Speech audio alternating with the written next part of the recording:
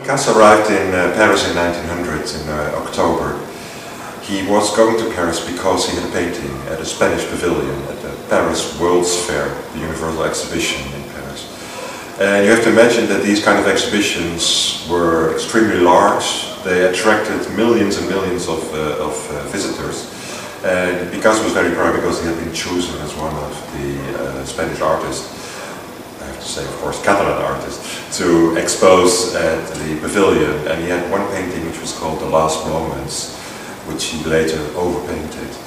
But what attracted him actually most was the environment of Montmartre, the hill of Montmartre, which was then at the outskirts of the city, where all kinds of artists were living. You know, you had the studio of Toulouse-Lautrec, you had the studios of painters like, just name them, you know, all the Impressionists were settling around the Boulevard de Clichy, on Montmartre, and it was a big stimulus, of course, for artists, writers, and also composers like Erik Satie. Picasso also followed that trend that he first, when he came, he wanted, you know, to depict what he saw before his eyes. He made a lot of sketches, and luckily here in the Picasso Museum you have these wonderful sketchbooks with these small, tiny drawings where he worked with pen and pencil and gouache and watercolor.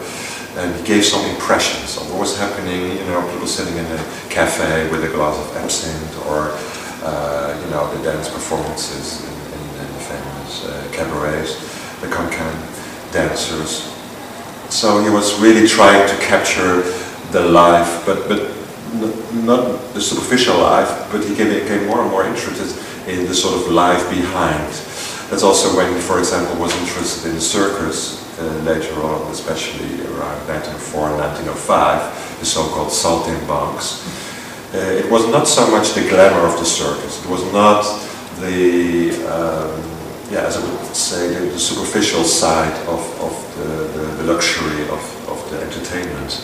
No, it was more the backstage. You know, he wanted to speak to the clowns after the performances, or the wrestlers, and he became really interested in also their struggle for life, which he compared with his own struggle of being and becoming an artist. He was also very much inspired by literature, and that's what some people might easily forget.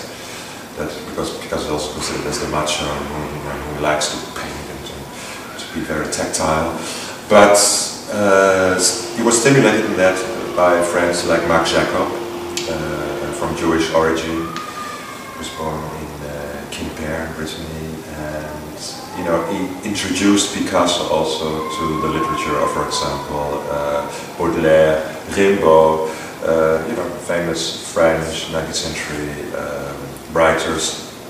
And after that, after Marc Jacob's encounter, there was also the writer Guillaume Apollinaire, who was really very close, like Marc Jacob, with Picasso, and they both inspired each other. For example, Guillaume Apollinaire wrote poems based upon paintings by Picasso, and also Picasso, you know, was inspired by these themes to paint, especially around 1904 and 1905 with this saltimbanques period.